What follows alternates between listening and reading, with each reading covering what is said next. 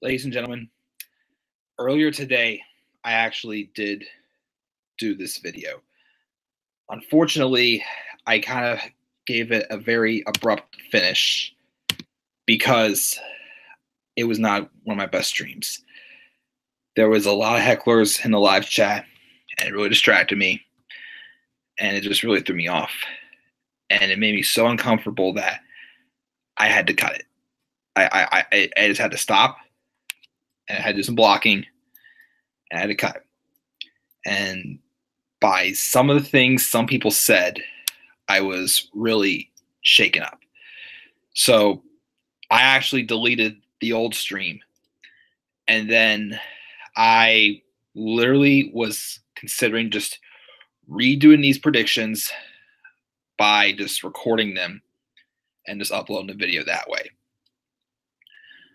But, I got to give a shout out to my good friend Mark on here on YouTube, who reached out to me after I cut off the stream just to make sure I was all right.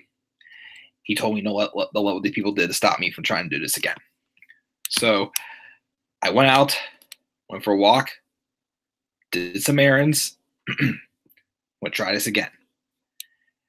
And all I got to say is, if you're going to be here to heckle me, to make fun of me, make fun of my hairline, make fun of anything else you want to make fun of me about, not talk anything serious about wrestling, get out. I have no interest in talking to any of you guys whatsoever. And I just want to be up here to talk to the people who actually are going to want to talk about wrestling and not going to heckle me. Because again, we have hecklers here and there. But when you have like 8 people in a live chat heckling me, that makes me uncomfortable. So because of that, I'm going to try one more time, see how this goes. If hecklers come on again, I'm cutting it and I'm not doing any predictions.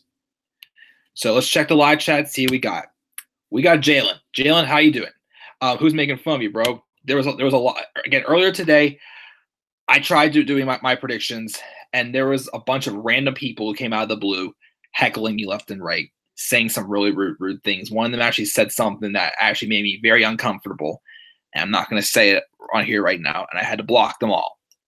So that's why my previous predictions had to be deleted, and this is me trying again. But thank you for joining me live, Jalen. I know you're not going to, trash on me and whatnot. And again, shout out again to my good friend Mark here on YouTube, who definitely reached out to me on Twitter afterwards to make sure I was all right, because it was too much. It was one of the most uncomfortable live streams I ever had. So, like anything that happens, it kind of, scares you off or, wounds you. You got to get back on sometime and try again. Again, I love all you guys out there who've supported me, definitely, especially in the past, 3 or 4 years when this channel's gotten a lot more serious and, a lot more, what's the word I'm looking for here? When this channel's gotten a lot more, structured, has like things that, I get suggestions people want me to do, and I obey them. Because again, as I always say, guys, I don't do this for money. I just do this for fun. This is just my way of coming up here, getting to know other people who like, the stuff that I do, whether it's wrestling or baseball or video games and whatnot. That's what I'm up here to do, just to have fun, be me, and talk to people. Not up here to take any crap from hecklers. Again, they happen here and there, but when it's like 8 people at once on my live stream just calling me nasty names and making fun of my hairline and, other stuff that's happened, people said, maybe uncomfortable. So let's try this again. And let's have fun with this. But Jalen, thank you for joining me live. Hopefully other people join me. And yes, they definitely are. So WrestleMania. Now, when I did this stream earlier today, I had only known of 15 confirmed matches. Apparently, there is a 16th confirmed match for WrestleMania 35, which once again, I will be in attendance live this Sunday. I leave tomorrow night after TakeOver to head out to New York. But there's 16 matches, and apparently the 16th match is not going to be on the pre-show, which really kind of, irks me to the fact that the Cruiserweight Championship match is now on the pre-show over this match. And 2, we don't need 16 matches on a card. Like, this show is like never going to end, and I got to get all the way back to my hotel room from MetLife Stadium after this. Luckily, at least I'm taking like a subway or whatnot, but, I'm not going to, it's going to be awful. But anyways, so the match that was added, I'll talk about first, which I feel should be on the pre-show, is the Raw Tag Team title match. Apparently, it's happening. Apparently, we're getting a tag title match for the Raw Tag titles with the Revival taking on the team of Zack Ryder and Kurt Hawkins. Now, a couple months ago, when Zack Ryder and Kurt Hawkins kind of, reformed their team, they had a couple weeks where they were kind of like, emphasizing, yes, they're losers. They are doing absolutely nothing right now. They're not winning. Kurt Hawkins hasn't won a match. I swore one time, like one of the few weeks when he first came back, I swore he did have one victory over Apollo Crews. But he's got to be near 300 losses now at this point from a main event and other people, who haven't been on, people who you haven't seen like on live events and whatnot. So he's got to be close to 300 losses by now, I got to say. Maybe less. I haven't heard any update. I'm not keeping track. So I actually was for, them doing this months ago. But the problem is Hawkins and Ryder have not yet been on TV for like months.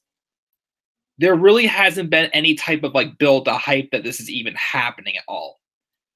So like I've said in several streams, it's like, okay, it's like you can't like book things in a way where it looks like that anyone can, do this. And that's what it feels like. Once again, anybody can, anyone can basically, just come up and say, oh, I want to be in the tag team match and get thrown in there. That's how I kind of feel about this happening. But since it's happening, I guess they're going to give the titles to Ryder and Hawkins to give Hawkins his first win, and God knows how long it has happened. So I guess that's going to be there. But again, I'm not a fan of that really being on the not just happening in general, but in fact it's going to be on the main show, not the pre-show. We have that over the Cruiserweight Championship match on the main show. The Cruiserweight title match deserves a chance on the main show, as I keep saying, and it's not happening. And I don't know. What's up, Dakota? And yes, definitely trolls will be trolls for sure. Jalen, hi Lauren, thank you guys for joining me live. But yeah, I'm hoping to still get a Kofi Mania shirt on Sunday. Yeah, what exactly is on the pre-show? Well, we're going to talk about the pre-show matches first. Again, the card as always is in order of how I think the matches are happening. I already talked about the Raw Tag Title match that apparently was added, again, with the Revival versus Zack Ryder and Kurt Hawkins, which again, it was months ago. They actually did more of a story behind it. I say cool, but again, they haven't, we haven't seen Ryder or Hawkins in months. So that's why, I'm not going to be able to get behind this because once again, we've done nothing with them for months. So why all of a sudden you get them a tag title shot, But so the pre-show matches that I know were for sure announced, which thank goodness one of them is on the pre-show. Well, first two of these are definitely pre-show worthy. First one is the WrestleMania Women's Battle Royale. Again, what's the point of these Battle Royales if nothing comes out of it? I hope they do the women's one first. I mean, I'm definitely really not happy with the storyline of what's going on here for the men's, well, not the men's, the Andre the Giant. But this women's battle royale still feels even more pointless than the Andre the Giant. Like Andre the Giant, they've been telling a story with it, but it's a terrible story. The women just announced it this past week that's happening. And look, I mean, I know they've been rumored to be giving Lacey Evans this massive push eventually. I'm of course, getting sick of her coming out going, da, da, da, da, da, da, da, and just walking away right now. It's getting so freaking annoying. But it wouldn't surprise me if she would win. But honestly, the right thing to do is just give it to Asuka. It's going to do nothing for her, nothing for anyone else. Give Asuka a win at WrestleMania because you literally just ripped her off of, having a championship match with her going in as champion and just booking her like crap. Yes, I get it. Again, you have nothing else for her really to do that would be more intriguing anyways, but you didn't have to, punish her for it in general. So Asuka is going to win the Women's Battle Royale. The Andre the Giant Memorial Battle, thank God, because I did hear rumors that they may have considered putting the Andre the Giant on the main show because of the story that's going on with Braun Strowman and Michael Che and Colin Jost. Again, I can't stand those two, especially Jost for sure. I can't stand this whole story. Again, it's just pathetic. Once again, taking Braun Strowman all the way from, the monster among men to just a comedy act with two guys from Saturday Night Live that I just don't get why he hates them so much. Why? Just because Colin Jost asked him if this stuff is real. So you're basically trying to tell me that Braun Strowman has temper issues now, from what it looks like. You've ruined him and booked them poorly enough anyways, since him and Nicholas paired up to take on the Bar at Lashes Mania. So this year, you're going to base a whole Andre the Giant Memorial Battle Royal around Braun Strowman and two guys who aren't even wrestlers. Like, here's what I will say. Like, the safe pick for me to say is Braun Strowman's going to go to the end, and he's going to eliminate. It would not surprise me if the final three are Michael Chi, Colin Jost, and Braun Strowman. I will not be surprised that happens. Of course, I'm not going to really go on my way to watch this, of course, because I won't be arriving for the pre-show. I will, we're going to probably try to arrive for 6 o'clock. That way we at least get in line to get into MetLife. But I'm not going to go there. Like this is not one match. Like if I don't see this match, like God bless my soul, I don't need to see it. So I'm going to say Braun Strowman wins this. But the only other person I can see maybe winning this is Lars Sullivan. If they decide to debut Lars Sullivan at WrestleMania, maybe, we're definitely seeing Braun Strowman and Colin Jost and Michael Chi. It would be even more embarrassing to see them eliminate Braun Strowman. But I feel like, at least it would give, a good, opponent to, make, Lars look strong and have him eliminate Braun if Lars gets called up. But again, my safe pick still is Braun Strowman.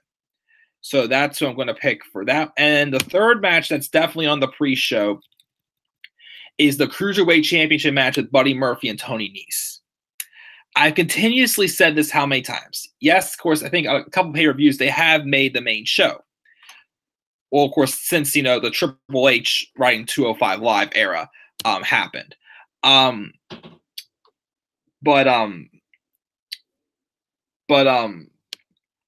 Shoot. I lost my train of thought there. But again, I said before, they're putting a Raw Tag Team Championship match that almost has absolutely no build to it at all. Even like, the SmackDown Tag Team match, no offense, I don't really care too much for it because of the circumstances of how it happened. Of course, I'll get to it shortly. And then there's the Cruiserweight title match, which again, you have these guys in the Triple H, writing the show era who have made this show a lot more interesting to watch. How are you possibly going to gain more viewers for that show or have more people stay after SmackDown Live to watch it on Tuesday nights if you're just going to keep, putting them on the pre-show and not get them exposed on the main show? Like, I would hope this match would at least be, happening right at the end of the pre-show before the main show starts. But it is what it is. But I think this could be a good match. I'm going to go with Tony Nese winning. I mean, I've always saying, I love Buddy Murphy's title reign, but we're in Tony Nese's hometown. I've always been someone like, with the Cruiserweights, finally getting somewhere like last year, the one I was still like pushing to see get somewhere was Tony Nese. And I'm glad he finally has gotten there. Again, I'd say he's the babyface for sure of this feud, but last year they kind of made him a babyface for like 2 weeks. And I thought he was going to go long term the babyface run, but instead they made him a heel again. So I just want to see, after this program, Buddy Murphy, if he's still going to be a heel or if he'll stick to being a long term babyface or if he'll put him back to being a heel. So, but I still say Tony Nese wins this and gets a WrestleMania moment in his hometown, since, of course, he's not far from his hometown of Newark, New Jersey. So that's going to be my pick there for that. So that's the pre-show matches. Hold my breath, check the live chat, see what's going on here. We need good people in the live chat this time. What exactly is on pre-show? I always thought that. Yeah, both Battle Royals for sure. I still don't understand why the Usos and Hardys are not happening. I probably know why. I'll talk about that when I get to that match. Bathroom break for the Raw title match for sure, or snack break for me. They said the Universal title match will be put before the WWE title match. Vince feels like Kofi and Bryan is better. No shit. Well, actually, here's the thing.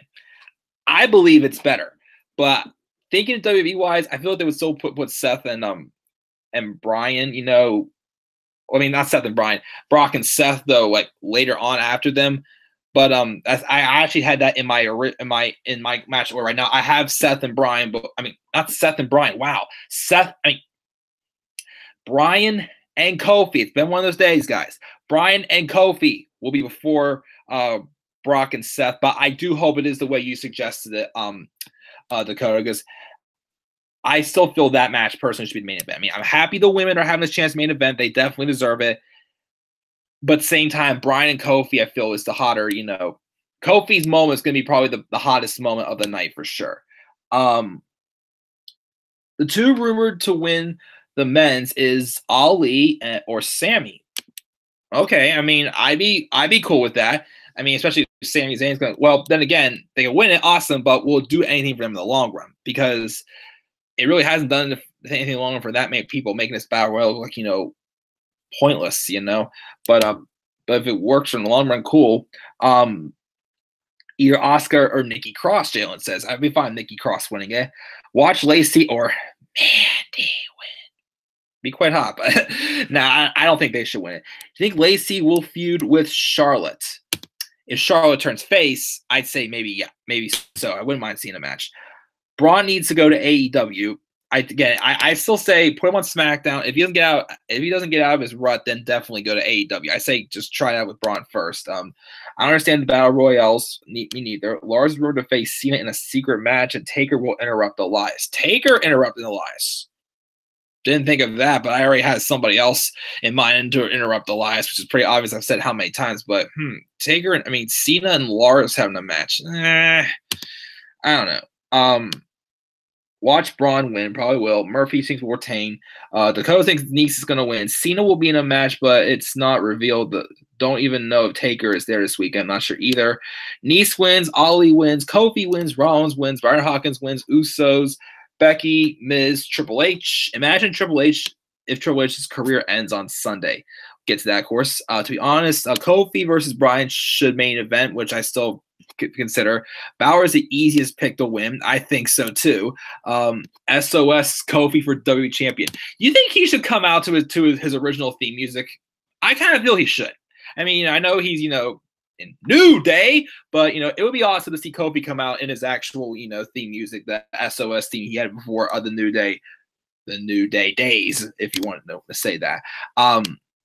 Which match will open the show? Get to that in just a second. What I think. I heard Rob Gronkowski appear in the Battle Royale. Man. Not too sure how I feel about that. But I know you're a Patriots fan, Dakota, so I won't crap on it too much, but who knows. Any returns, turns, or surprises, get to that. Of course, as a goodbye, watch New Day turn on Kofi. Could happen.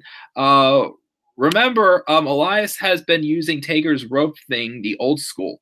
That is true. I didn't think of that, so maybe it will be Taker instead of who I'm thinking. I did hear that JR signed at AEW. I'll be seeing him on Saturday. So it says Vic Kofi. Xavier reminds him of Seth. Kofi is like Dean, and Big E is like Roman, pretty much. Matches you're most excited for. Of course, I will definitely kind of mention those when I get to them, but thank you for the questions as always, guys. And so far, so good. Thank you for the stuff in the live chat, guys. So moving on now to the main show. Honestly, I feel like it should open up with a pretty hot match. A match that I actually think can be pretty good. And that's why I want to say the opening match for this year's WrestleMania will be The Miz and Shane McMahon Falls Count Anywhere.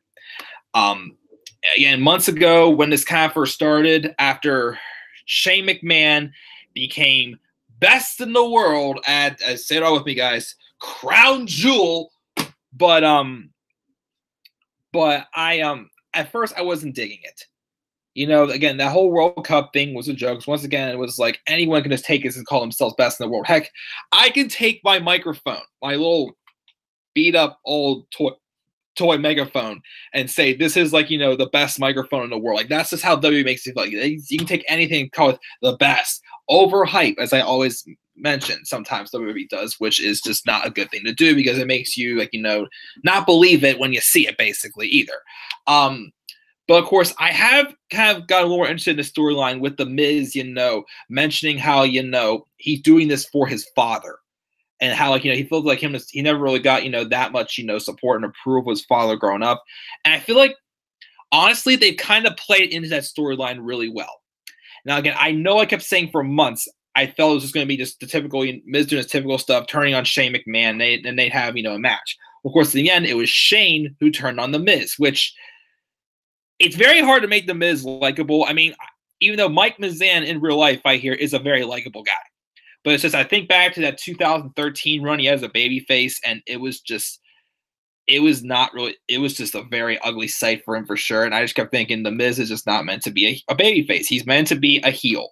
Well, that again, especially that first promo he cut after Shane turned. Again, I was always open for a Shane heel turn.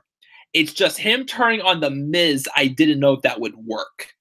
But like that first promo he cut, responding to what Shane McMahon did to him at Fastlane. And then, of course, just building off of that, especially with how, even though, again, I was not a fan of him, beating Sanity in a 3-on-1 handicap match, I do like, though, how they're really making him, like, showing he's one of those guys that has more heart, just, like, still, like fighting through and whatnot. He's getting that baby face feel this time, which, is causing me to, accept this more. And I feel that this could be a really hot match to start off with the Falls Count Anywhere stipulation. What's Shane going to jump off of this time for sure? Shane, with Falls Count Anywhere, Shane's jumping off something. He's taking some crazy risk, and it's going to be, a little scary, but at the same time, it's going to be hilarious for sure. Well, not hilarious, but it's just going to be epic. Hopefully not too scary, nothing happens or anything. But I think it'll be a good opener. I see The Miz winning. I mean, there's no point in Shane winning this match. I mean, I know he has a storyline going with him, saying that he's just tired of, helping people, get to where they want to be. He's like, what do I do? I never get, recognized for it. So, you know what? I'm just going to do whatever I think is best for myself, because he was the best in the world and he was born this way, as he always says. So that's my pick for the opening match, Miz and Shane McMahon, which I definitely think can be a good match. Second match I have on this card is Bobby Lashley taking on Finn Balor for the Intercontinental Championship.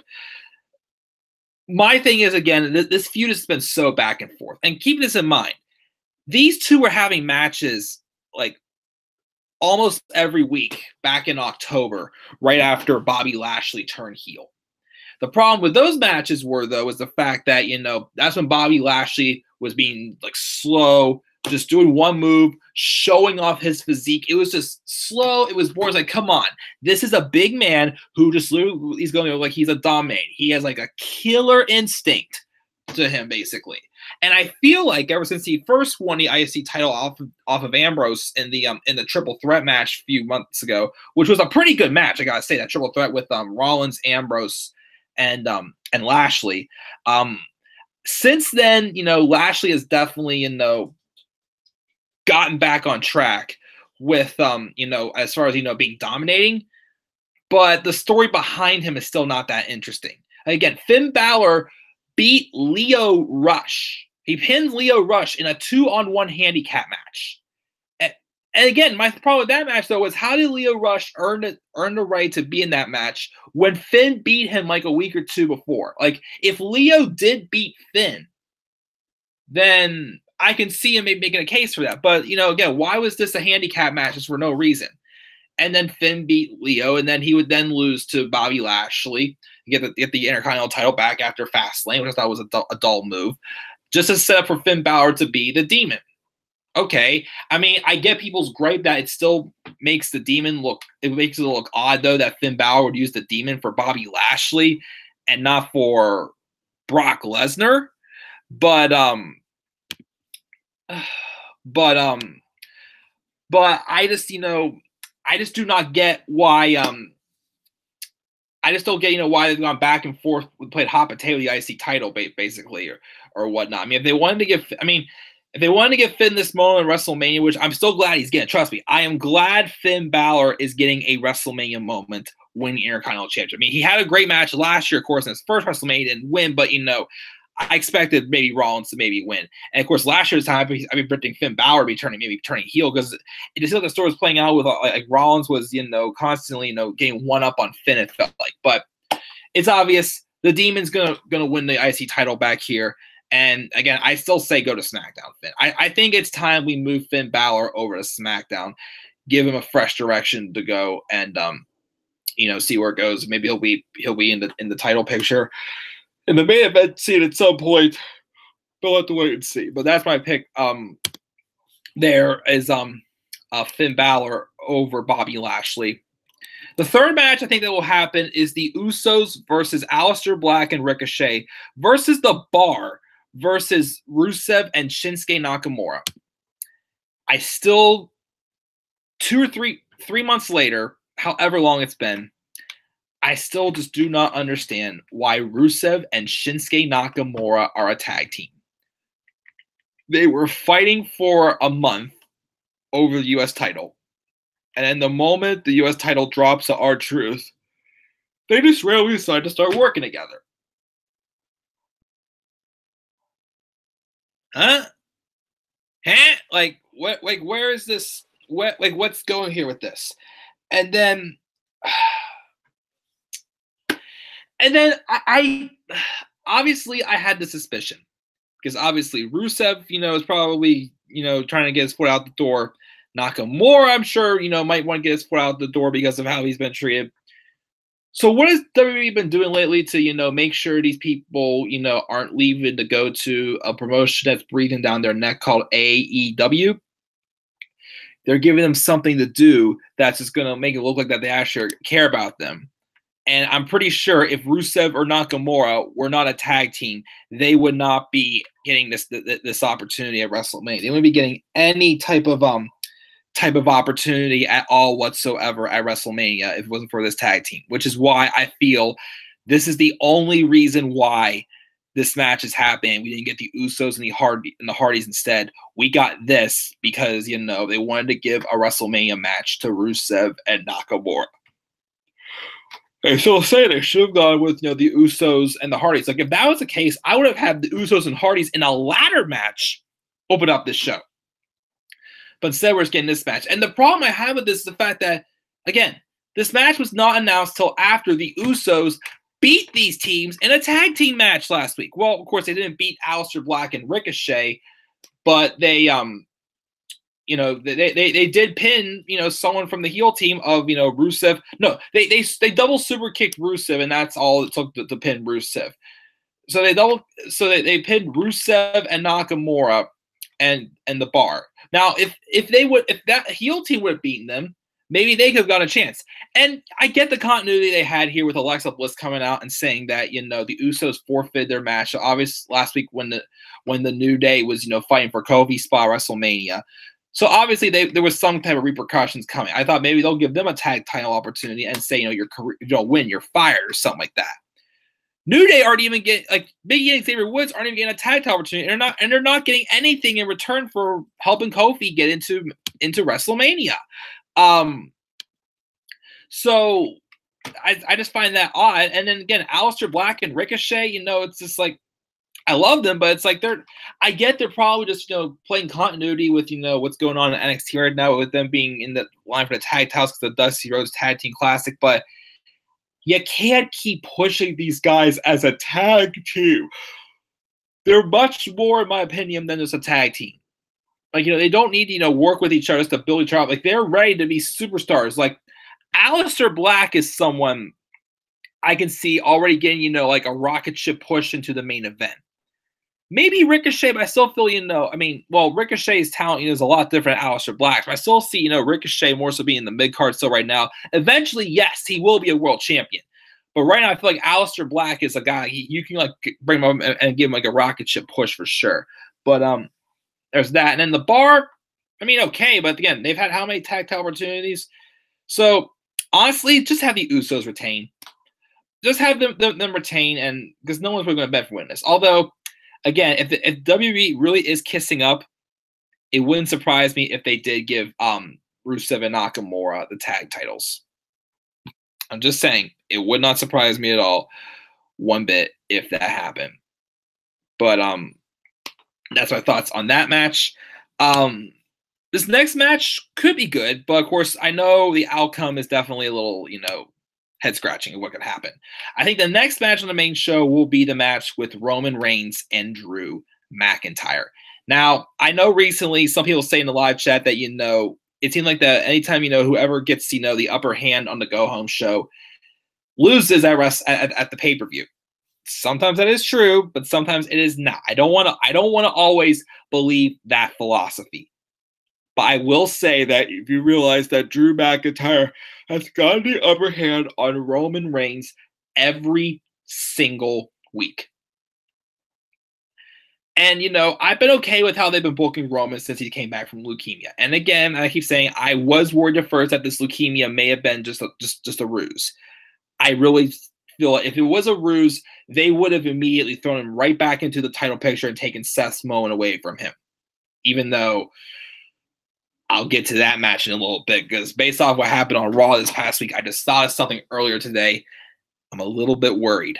But, of course, again, I'll get to that later when we get to that match. But, as far as this match goes, I do have a bad feeling Roman's going to win. But I still feel Drew should win this. If he doesn't, I don't think it will completely kill him. But, again, think about the story here. McIntyre is basically targeting each member of the Shield individually. He's taken out Ambrose twice. Again, I still feel the last man standing match is a little unnecessary. It should have just ended it with a false count anywhere match. He beat Seth Rollins a few weeks ago. Obviously, Seth Rollins is going to be Universal Champion. If not after this WrestleMania, definitely in the Saudi Arabia,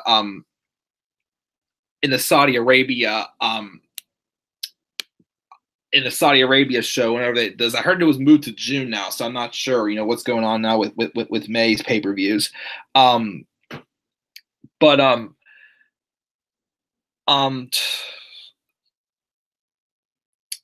anyways, getting back to this match, yeah. I really think Drew again should win this, because if they do the thing where he loses here, but he wins at the next like one or two pay-per-views over Rome, but it's like, Drew's worked super hard to get back to where he is in WWE. He's made himself into Universal Champion caliber material. Wouldn't you want to give that guy the rub at WrestleMania? I mean, again, Roman doesn't really have anything to gain right now from winning. I mean, this is just his first singles match back since he's returned from leukemia. Like, he doesn't really need the victory right here yet. I mean, yeah, and whether he wins, then he goes after Rollins for a top opportunity, or of course, if Lesnar retains, he'll go after Brock, which I wouldn't be a fan of at all. But again, I still feel that if WWE was really trying to give him that sympathy for that moment, then they would have. I feel they would have given him this match against Brock at WrestleMania. But once again, he's already overcome Brock, so I want to see the match again. So I'm going to still take a gamble and say I want to see Drew win this, and I want to pick Drew to win this match. Again, I'm glad Roman's back. If he wins, I'll see what they do with him next, of course, but I don't want to hate the guy, but I definitely, again, I'm happy he survived his battle with leukemia. Again, when I went to see him at the World Wheels Convention 2 months ago, I saw all that people there, and obviously, even though, yes, he's been booked for 4 years as a guy that basically tells the company, hey, screw you all, this is how we're doing things. That's what he represents when he comes out. That's why I couldn't stand him. But, I still respect the man for what he does. The guy is still a good performer. Just got to give him a good storyline. But at least, he's not, as of now, of course, taking away Seth's moment at WrestleMania. But I still feel at some point they should be building for a match at SummerSlam, Seth Rollins and Drew McIntyre for the Universal title, and that's where Drew wins the Universal Championship. That's where I think it should happen. So we'll have to wait and see, as I think I'm still going to go to gamble and say Drew should win this match at WrestleMania. I'll talk about one more and check the live chat again. Triple H taking on Batista in a no-holds-barred match, and Triple H's in-ring career is on the line. Now, a couple weeks ago when Batista returned, taking the microphone, saying, "Yo, Hunter, Give me what I want, what I really, really want. Oh, give me what I want, what I really, really want. I want another, I want another, I want another, I want another. I really, really, really want a match with you at WrestleMania 35. And of course, if I take a page out of Deluxe Man's, little parody. Hey, Dave, if you want to play my game now, you gotta get in my ring. I'm gonna hit you with my sledgehammer because I'm the king of kings. If you want to play my game, here's what you gotta do now. We're gonna have a no holds barred match, and it's at WrestleMania. Because that's a parody we got from Batista going, "Give me what I want, give it to me, give it to me, give me what I want." That whole spew there. But when it first started, I thought maybe they'd give Batista the win because Batista, this is his last match. He's coming back. He came back just to have one more match, and he wanted to end his career by having a match with Triple H. In real life, that's what he said. He's been saying for a couple years now he wanted. But with the storyline, especially after that promo playing in, with how Batista's mentioned, even going all the way back to SmackDown 1000, that Triple H has never beaten Batista. I think they will give the nod to Triple H here. With this being Batista's final match, I don't know if they'll have them just break kayfabe and have a sign of respect at the end or something like that, and just congratulate him on a great career. Because again, this is Batista pretty much just ending his career right here. He wants his retirement match basically. So I think because of the storyline here, I think Triple H is going to get the win. Just my opinion. But I think it could be a good no holds barred match. Of course, Triple H, again, has a history of wanting to have 20-minute matches. So hopefully it's not overkill. I mean, I do think out of most of the part-timers that, constantly come back for, special occasion matches like this, I do think Triple H probably is in the best shape out of most of them. But I definitely can tell you from the couple matches he had last fall before he tore his pectoral muscle that you can tell his age was definitely starting to show. And with that being said, I definitely feel like his time could be starting to wind down on his in-ring career. But I don't think it's going to end here. I think he will get a win over Batista here. Just my pick. Before we, of course, we move on to the next batch of matches, I'm going to check the live chat. I have 1, 2, 3, 4, 5, 6, 7. I have 8 matches left. Let's check the live chat and see what we got here.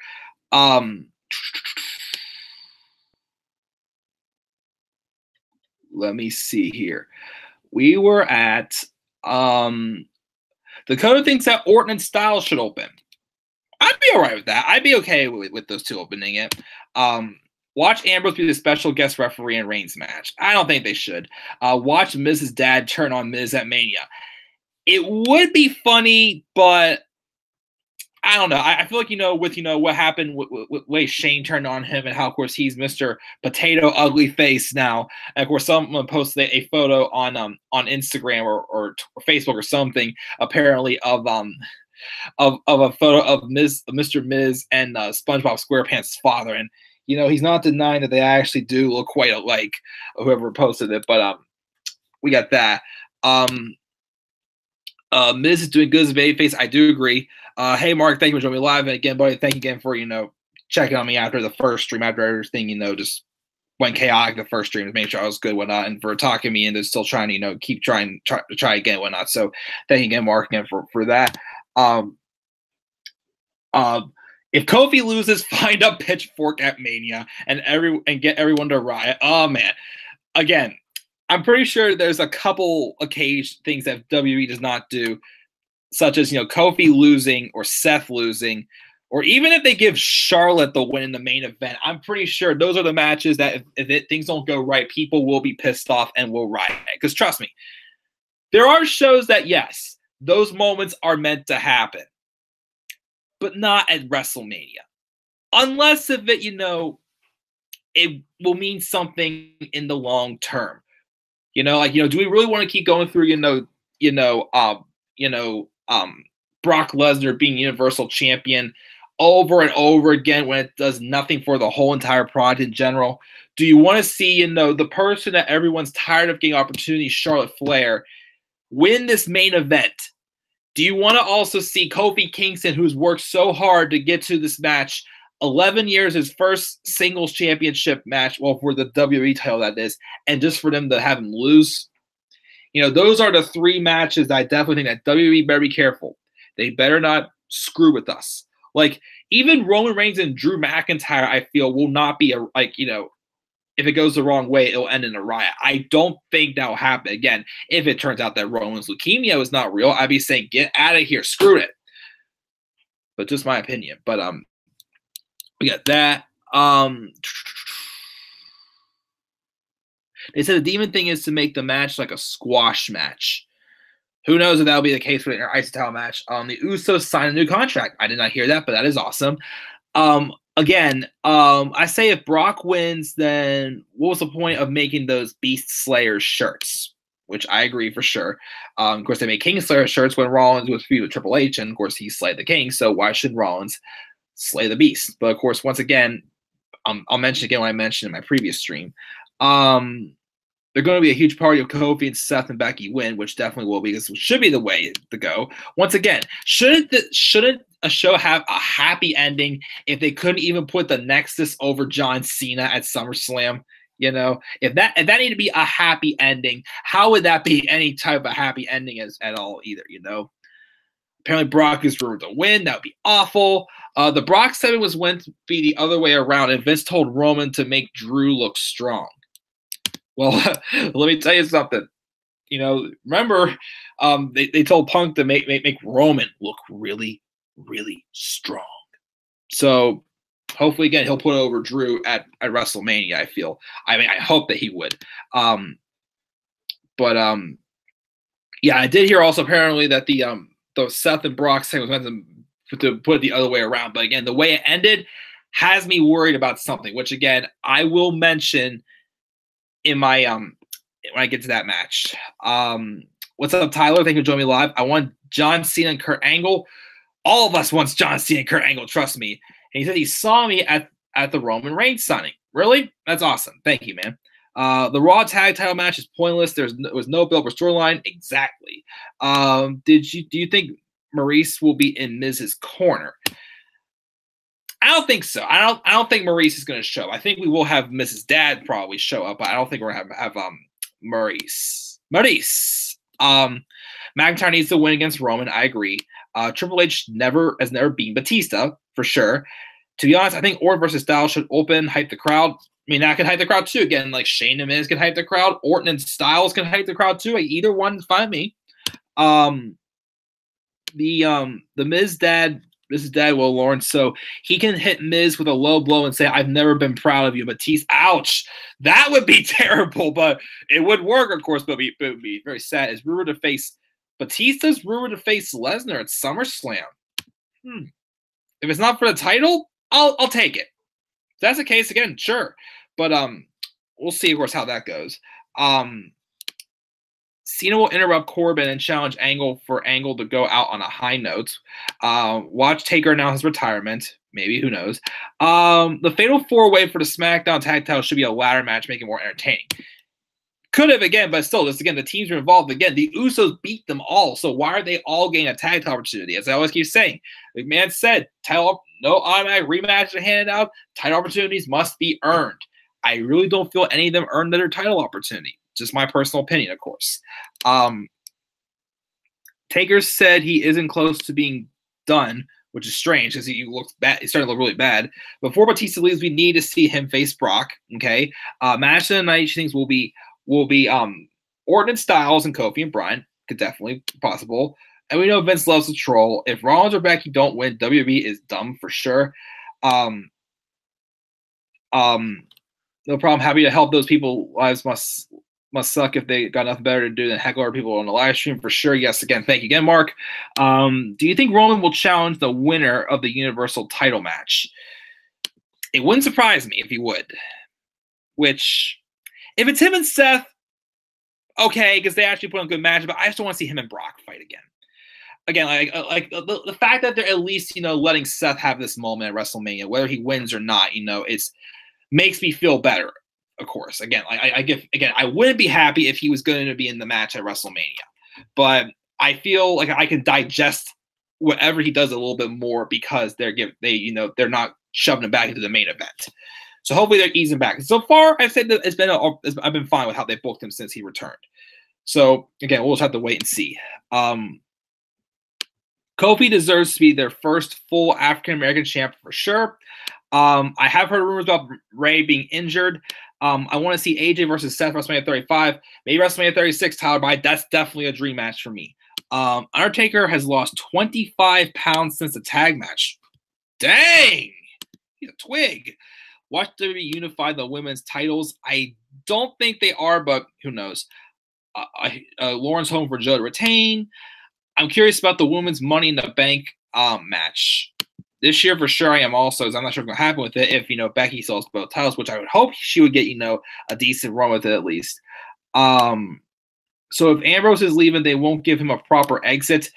I still feel, the Falls Count Anywhere match would have been just the best way just to write him off TV. But again, that last man standing match was kind of pointless that I felt they had.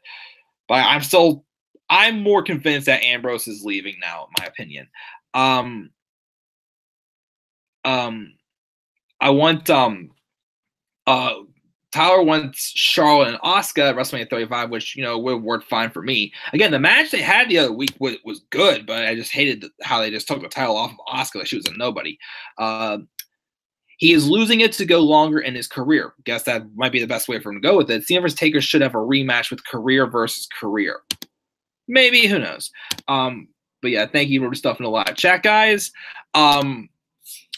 So following Triple H and Batista, I think we're going to need a little bit of like a cool down match.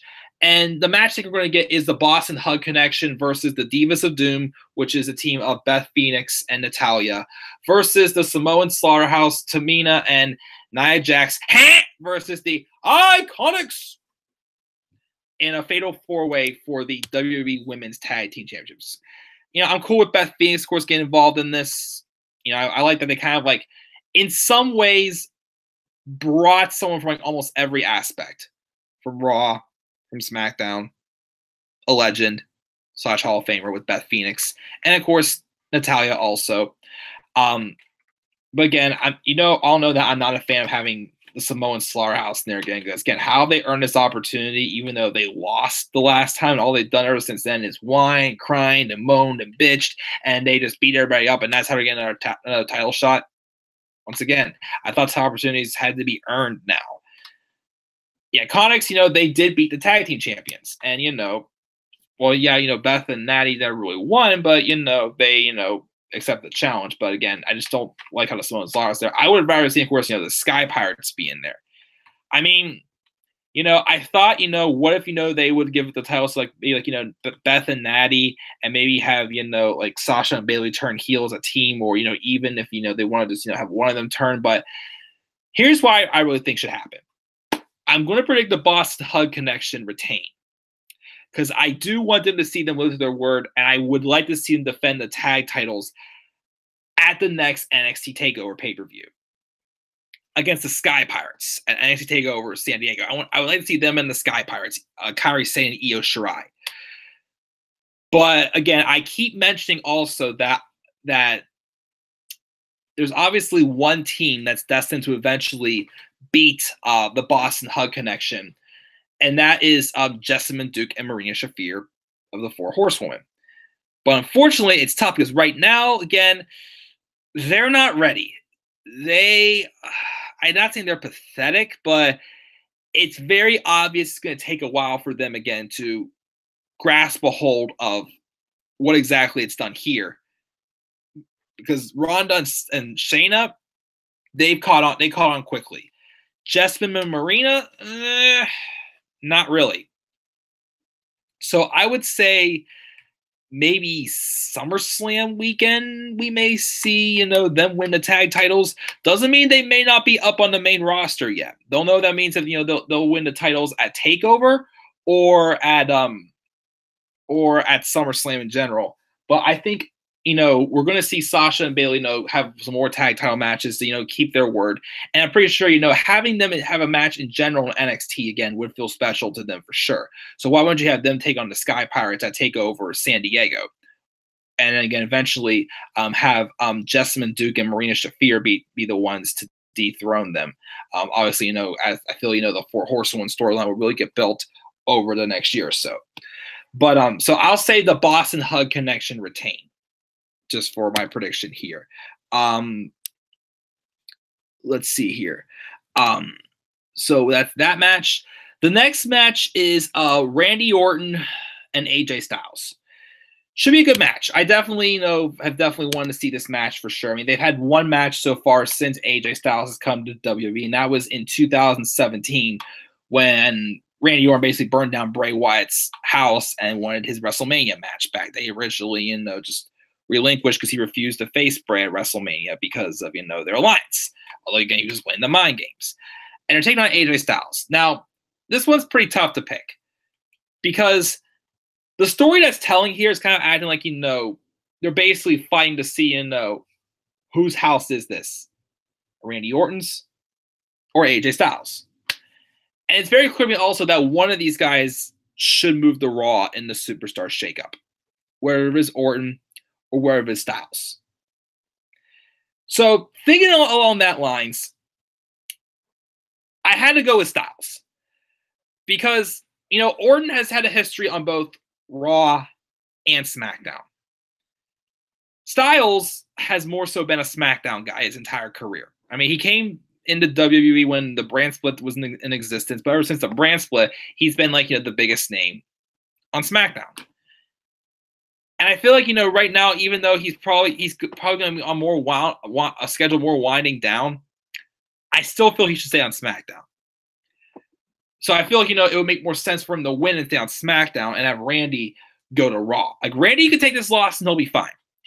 But I'm going to pick AJ over Randy because of that. So that's my pick for that match.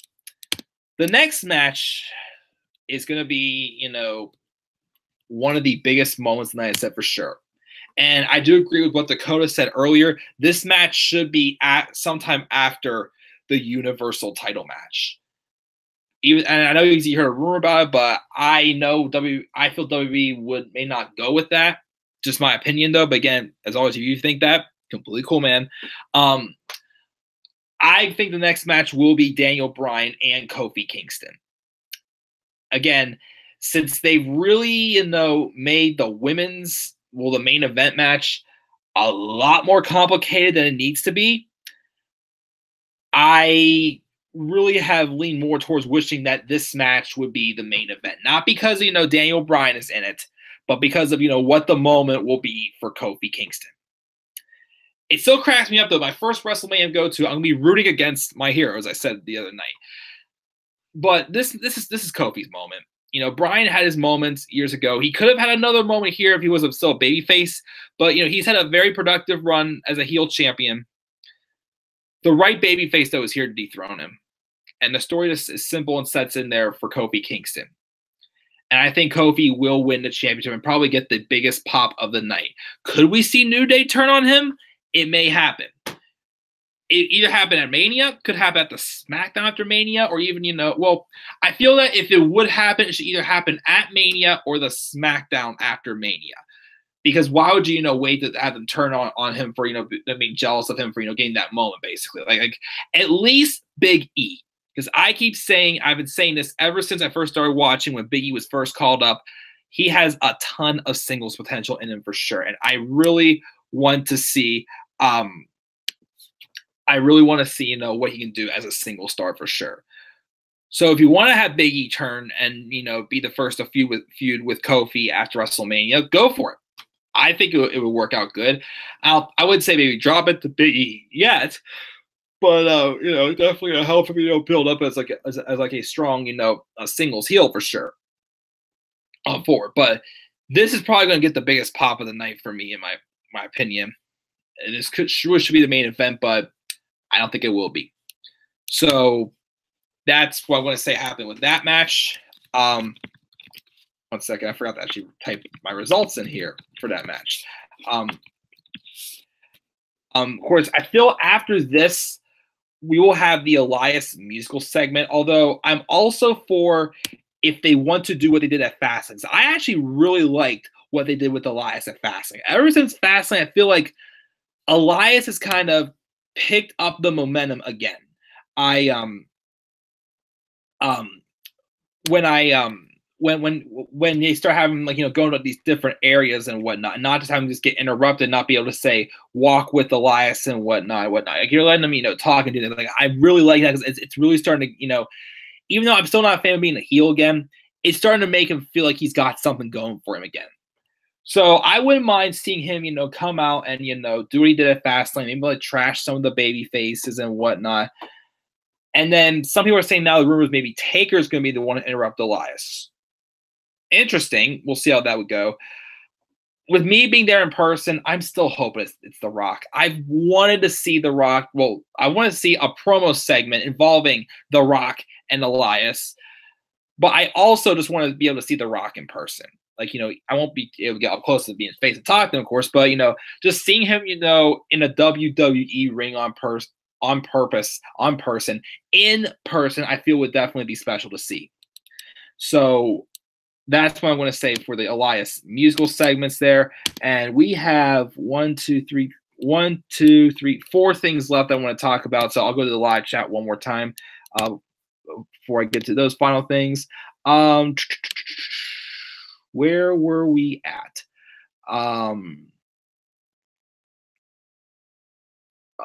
I think there.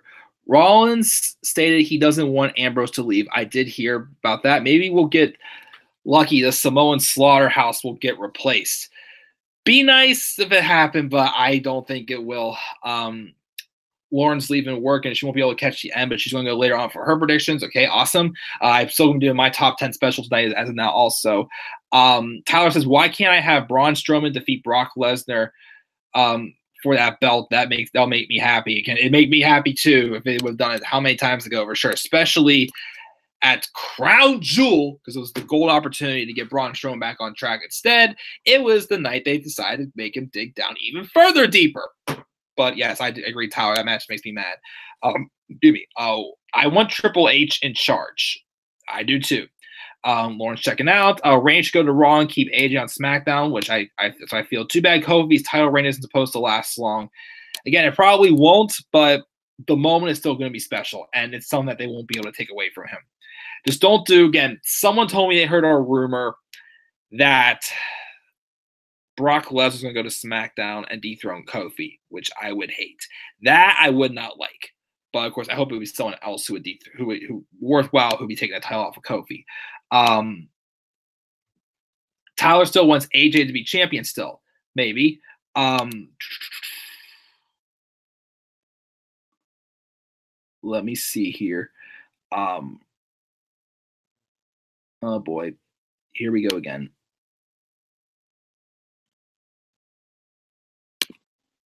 Anyways, we just had someone else saying some crap to me again. So I had to, block him again, but it is best we're being seen, but we had to happen again. Oh, great. Anyways, so we got, let's continue on here with this review. I mean, not review, this predictions. So the next match we got, I have down is the United States Championship match. Samoa Joe versus Rey Mysterio for the United States Championship. I wouldn't say I'm not excited for this match. I mean, it can still be a solid match.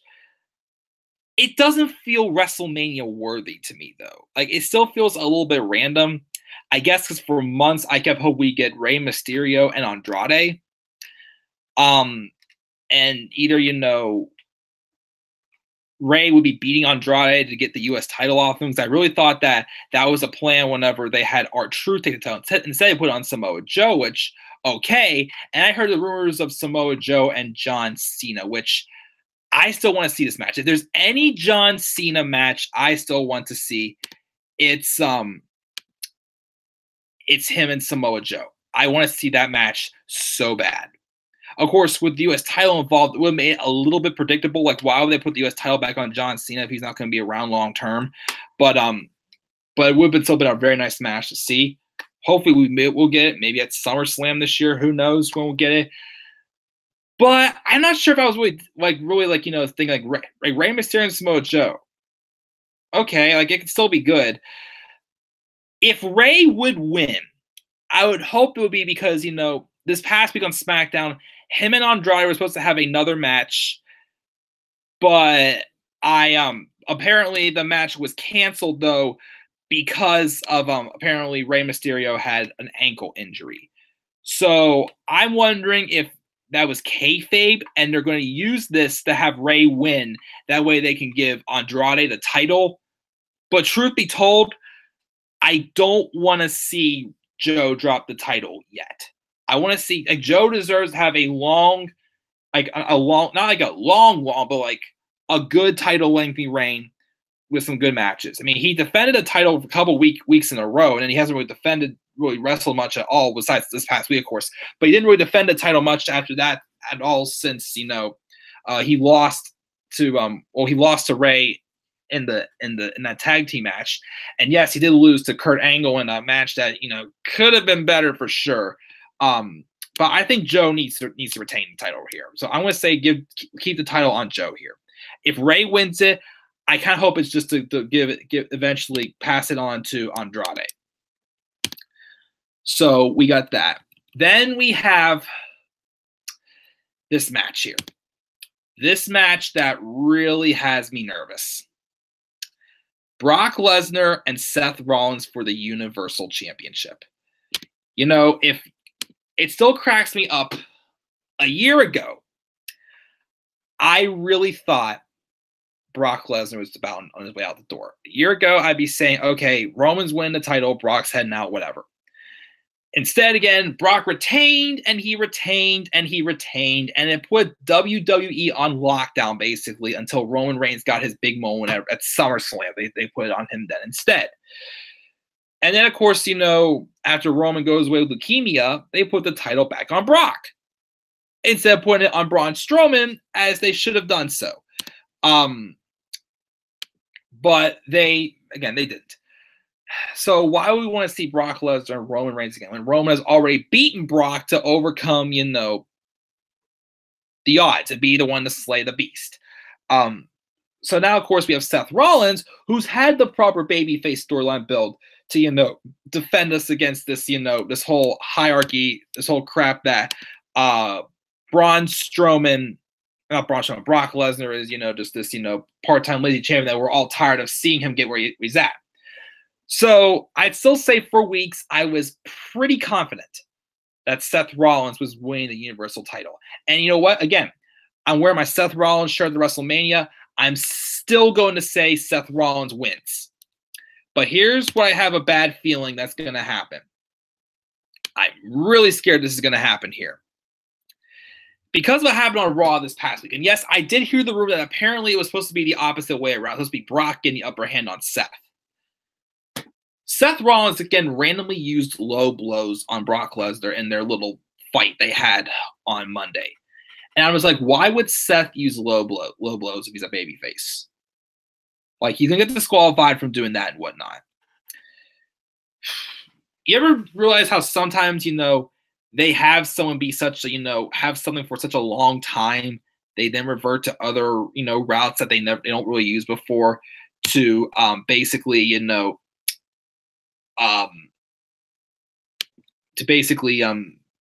just kind of, show like, hey, this person realizes, hey, this person's able to beat me, so I gotta escape somehow. I'm really scared they're gonna do that this Sunday with Brock. I could see it happening. This is what I'm worried is gonna happen. Seth Rollins is gonna have Brock set up. He's gonna get ready to burn him down and slay the beast.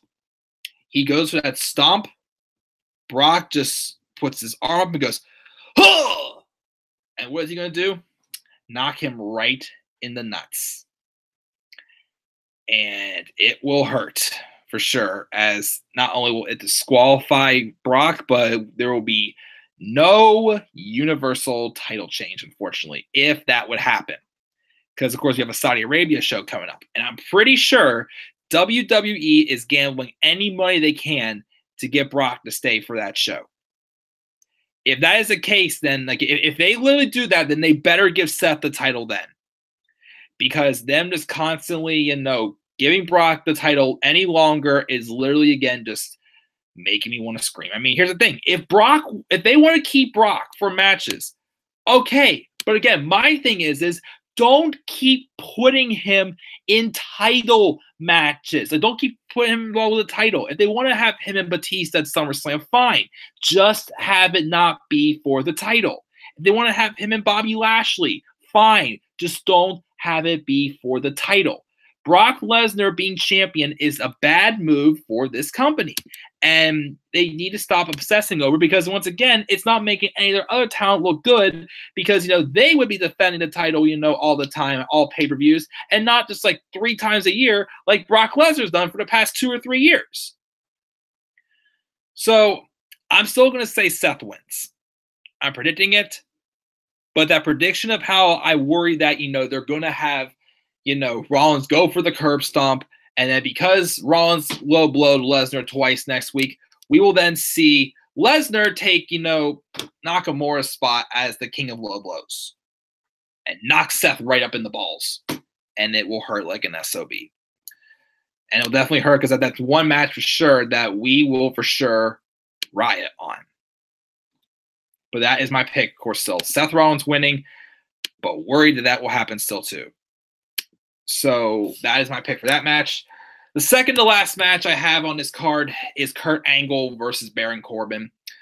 And Kurt Angle's farewell match. We all know, of course, we're not happy with the fact that, Kurt Angle picked Baron Corbin as his final opponent because he wants to get him to tap out WrestleMania. When, again, this farewell match should be like a celebration, a nostalgia act in some ways, which is why we wanted it to be John Cena. And what I don't like also the fact that WWE has had, they've had commentators say it. Corbin has even said it, how the WWE Universe has not expressed that they're not happy at all that Baron Corbin is Kurt Angle's final opponent. I hate when the WWE, kind of like, it's like, we push on them and they push back at us, acting like, just like rubbing back in, you guys said this, so we're going to humiliate you and say it's on TV and do nothing about it. Which, again, I just absolutely cannot stand when they do. So what I'd like to happen, have Angle and Corbin have their match, and Angle squashes Corbin, like maybe like a 20-second match, and gets Corbin to tap out. Afterwards, John Cena will come out. They will somewhat reenact, that first encounter they had with Cena's debut. And Cena's going to be like, I'm disappointed in you. Is this how you want things to end? You're not going to celebrate. You're going to celebrate your career by getting someone like him to tap out? How about we do this the right way? How about I bring you ruthless aggression? And then they have like a brief, like 5-10 minute match or something like that. And then, I'm sure like that will, swallow the bad taste, and it will be much better for sure for us. So that's what I think is going to happen with that match.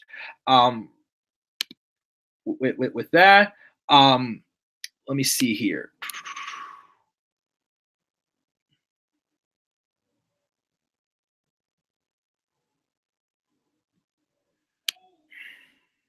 Before we get to the main event,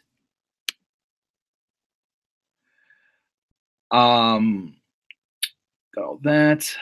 Before we get to the main event, I had to take care of that, but we're now on the main event now.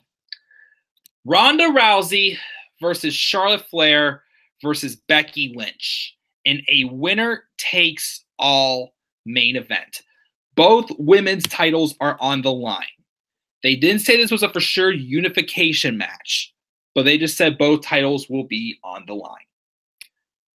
Obviously, hopefully the right move here would to give Becky Lynch the win, which is still my pick for Becky Lynch to win. And honestly, again, if they really, even though, again, the storyline with the women, has been, much more complicated than it needs to be, if Becky Lynch is really, the Stone Cold Steve Austin, they'd have her do something, big for her moment there. Charlotte's had her moments at WrestleMania already. Ronda Rousey had her moment last year. Becky Lynch deserves her moment. Just her winning a title, though, is nothing new. Having her win both titles is something, though. Like Charlotte, her first WrestleMania, she retired the Divas Championship, and she won the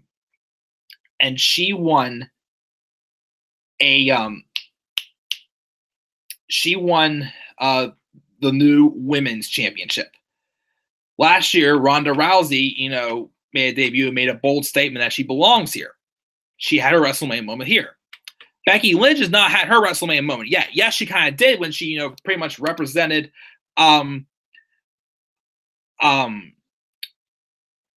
she basically had her WrestleMania moment whenever, in some ways, when she made the she had her WrestleMania moment in some ways when she took part in that triple threat match. There was 3 women who had come up to the main roster the summer before to make a statement. And she lost, but she was still involved in that, in my opinion, maybe the best women's WrestleMania match of all time. Despite having to be on one of the worst WrestleManias of all time, in my opinion.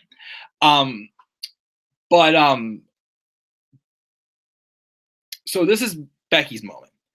I still feel, though, the right thing to do, though, I don't want to be nitpicky here. I want her to win by getting Ronda Rousey to tap out to the disarmer. Her just pinning Charlotte or getting her to tap out, is nothing new. Because, again, she has beaten Charlotte how many times? We know Becky Lynch can beat Charlotte. Yes, Charlotte times have been able to beat Becky. But Becky has beaten Charlotte how many times lately? We don't need any more proof with that. Her beating Ronda, of course, is something because no one's beaten Ronda yet. Except for Alexa Bliss with the Money in the Bank briefcase, smacking her around with that. Let's see here. Are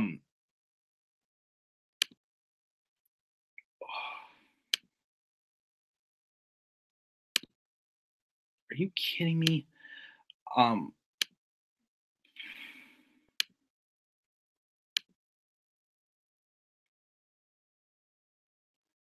on. Is this... Sorry, guys.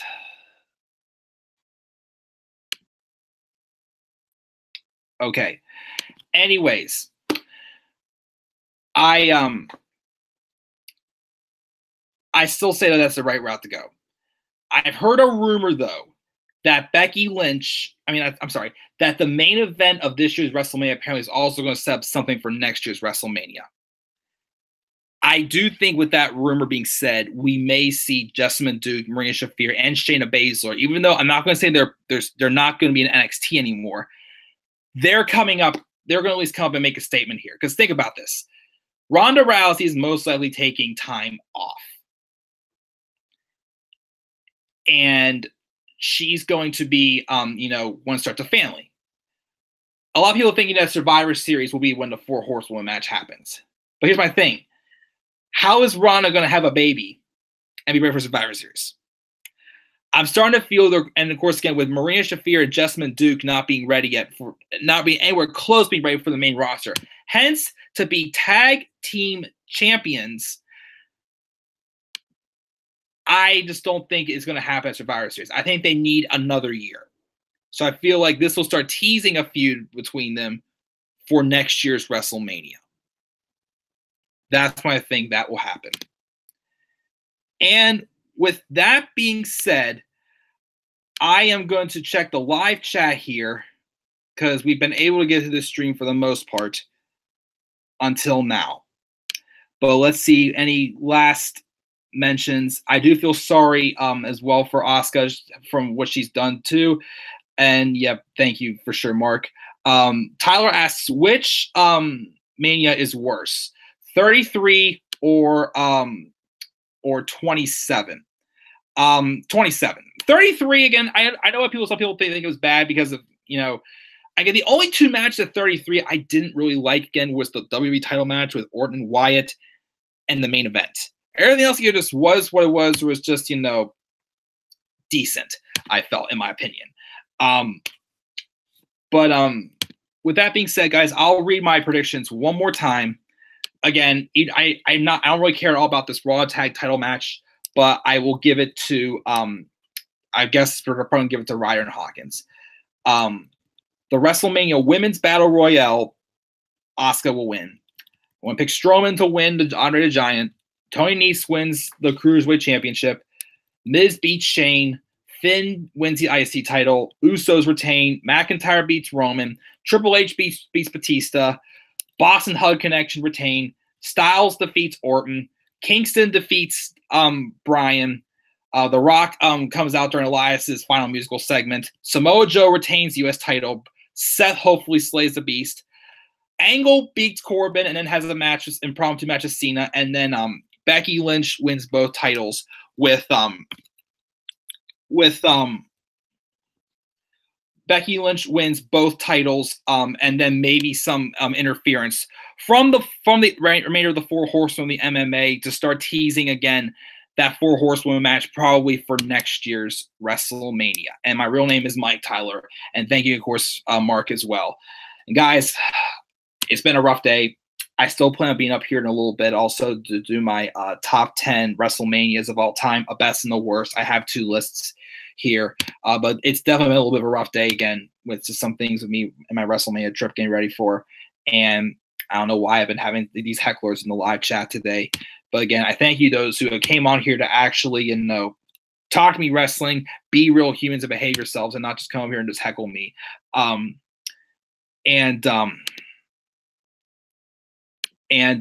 yeah, once again, if you're just going to heckle me and just not say anything nice, just don't come back to this channel anymore. I have no time for you, and I don't need to play your games. I'm still going to keep doing this. And again, thank you to Mark for, being there for me earlier today when I needed someone to talk to. So I'll be up here again in a little bit to do my top 10 best and worst WrestleManias of all time. And with that being said, I'm going to check out here, guys. Once again, slap a like on the video, subscribe for more content to come as well. And until then, guys, I'm the Clubman 993. I'll catch you guys all later. Peace out, everybody.